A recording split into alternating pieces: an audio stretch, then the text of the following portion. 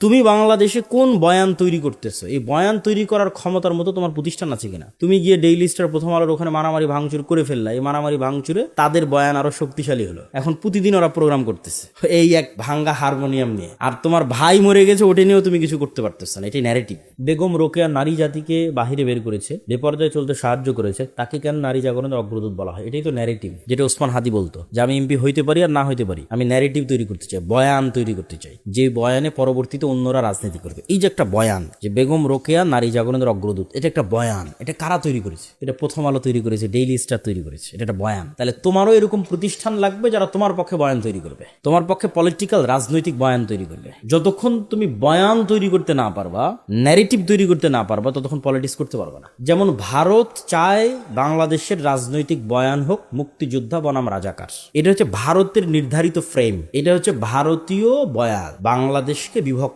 করার। পৃথিবীর কোন দেশে জয় পরাজয়ের পর আর আলাদা করা হয় না কাউকে। ধরো মোহাম্মদ সাল্লাল্লাহু আলাইহি ওয়াসাল্লাম মক্কা বিজয় করলো, মক্কা বিজয় করার পর যদি বলে এই আবু সুফিয়ানের ছেলেরা আর যারা মক্কায় আমার বিরুদ্ধে যুদ্ধ করতো এরা সব রাজাকার, এদেরকে কোনো পদ দেওয়া যাবে না, এদেরকে কোনো দায়িত্ব দেওয়া যাবে না, কেন এরা রাজাকার, এরা তো আগে থেকে রাসূলুল্লাহর বিরুদ্ধে ছিল। তাহলে একটা রাষ্ট্র প্রথমেই ভেঙে যায়, একটা রাষ্ট্রের মধ্যে প্রথমেই বিভেদ তৈরি হয়ে গেল। মোহাম্মদ সাল্লাল্লাহু আলাইহি ওয়াসাল্লাম কি নেতৃত্ব দিবে, কি রাষ্ট্র তৈরি করবে? উনি তো আগেই ওনার জনগণকে ভাগ করে দিচ্ছে, যারা আমার সাথে মদিনায় ছিল ওদেরকে সব ক্ষমতা দিব, আর যারা আমার সাথে মদিনায় ছিল না, যারা মক্কায় আমার বিরোধিতা করেছে এদেরকে দিব না। বরং রাসূল সাল্লাল্লাহু আলাইহি ওয়াসাল্লাম কি করেছে তোমরা জানো? রাষ্ট্র পরিচালনার ট্রিক্স।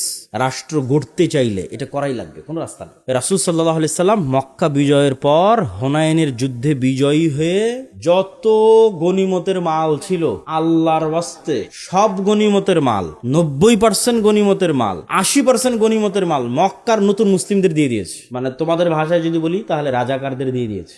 এখন যারা মুক্তিযোদ্ধা, মানে যারা আগে থেকে ইসলামকে ধরে রেখেছে, এদের তো মন খারাপ। তখন রাসূলুল্লাহ সাল্লাল্লাহু আলাইহি ওয়াসাল্লাম আনসারী এবং মুহাজির এই দুই সাহাবী তাদের সামনে দাঁড়িয়ে বিশাল ভাষণ দিল, বলল মক্কার নতুন মুসলিমরা নিয়ে যাচ্ছে সকল সম্পদ গনিমতের মালের, আর তোমরা আনসারী আর মুহাজিররা নিয়ে যাচ্ছ আল্লাহর নবীকে তোমাদের বাড়িতে, তোমাদের মদিনায়। বলেন আল্লাহু আকবার। তখন ওই মদিনায় যে মুহাজির এবং আনসার সাহাবীরা ছিল ওদের চোখ দিয়ে পানি পড়তেছে। এটা কিন্তু এই কথাটার ভার বুঝতে হলে আপনাকে বুঝতে হবে আল্লাহর নবীর বাড়ি মক্কা, আল্লাহর নবীর শৈশব মক্কা, আল্লাহর নবীর কৈশোর মক্কা, আল্লাহর নবীর যৌবন মক্কা, আল্লাহর নবীর বংশ মক্কা, আল্লাহর নবীর স্মৃতি মক্কা। তাহলে মক্কা বিজয়ের পর মন কি চায় না যে আমি মক্কায় থাকি? কোন মানুষ নাই যার মন চাইবে না যে আমি মক্কায় থাকি? তো রাসূল সাল্লাল্লাহু আলাইহি ওয়াসাল্লাম বলছে মক্কার মানুষরা নিয়ে গেল টাকা পয়সা, আর মদিনার মানুষ তোমরা নিয়ে গেল মুহাম্মদ সাল্লাল্লাহু আলাইহি ওয়াসাল্লামকে। বলেন আল্লাহু আকবার। তাহলে রাষ্ট্রকে বিভেদ করতে হয় না, ভারত চায় এই রাষ্ট্রটা বিভক্ত থাকুক। তাহলে আজ 50 বছর পার হয়ে গেছে, এই ফ্রেমে তোমরা রাজনীতি করো যে তুই মুক্তিযোদ্ধা তুই রাজাকার, তুই মুক্তিযোদ্ধা তুই রাজাকার।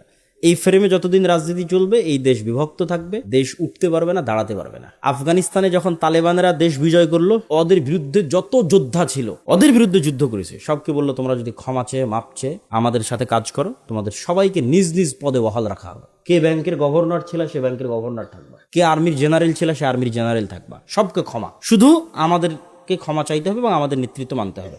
তাহলে দেশ একদিনে এক হয়ে গেল। দেশ এক হয়ে গেল মানে এই দেশ এখন উন্নত হবে। এটাকে বলা হয় রিকনসিলিয়েশন, ক্ষমা। এই ক্ষমা বাংলাদেশের যে পক্ষই রাজনীতি করুক না কেন তাকে রিকনসিলিয়েশনটা করতে হবে, যে পক্ষই ক্ষমতায় আসুক না কেন। এক পক্ষ আরেক পক্ষকে মারতে থাকবে, ধরতে থাকবে, দেশ সামনে আগাবে না। তো ওই যে বয়ান, তো তুমি বাংলাদেশে কোন বয়ান তৈরি করতেছো? এই বয়ান তৈরি করার ক্ষমতার মতো তোমার প্রতিষ্ঠান আছে কিনা? তুমি গিয়ে ডেইলি স্টার, প্রথম আলোর ওখানে মারামারি ভাঙচুর করে ফেললা। এই মারামারি ভাঙচুরে তাদের বয়ান আরো শক্তিশালী হলো। এখন প্রতিদিন ওরা প্রোগ্রাম করতেছে এই এক ভাঙ্গা হারমোনিয়াম নিয়ে, আর তোমার ভাই মরে গেছে ওটা নিয়েও তুমি কিছু করতে পারতেছ না। এটাই ন্যারেটিভ। তাহলে তোমাকে ওই রকম স্ট্রং প্রতিষ্ঠান লাগবে, যে স্ট্রং প্রতিষ্ঠান তোমার ন্যারেটিভকে ধারণ করবে, তোমার ন্যারেটিভকে সামনের দিকে এগিয়ে নিয়ে যাবে। এই জন্য বেগম রোকেয়া নারী জাগরণের অগ্রদূত না নারী অধপতনের অগ্রদূত, এই বয়ান বাংলাদেশের মুসলমানেরা নির্ধারণ করবে, এরকম শক্তি বাংলাদেশের মুসলমানদের নাই। তাহলে এই বয়ান ভাঙতে হলে তোমাকে ওই রকম প্রতিষ্ঠান লাগবে।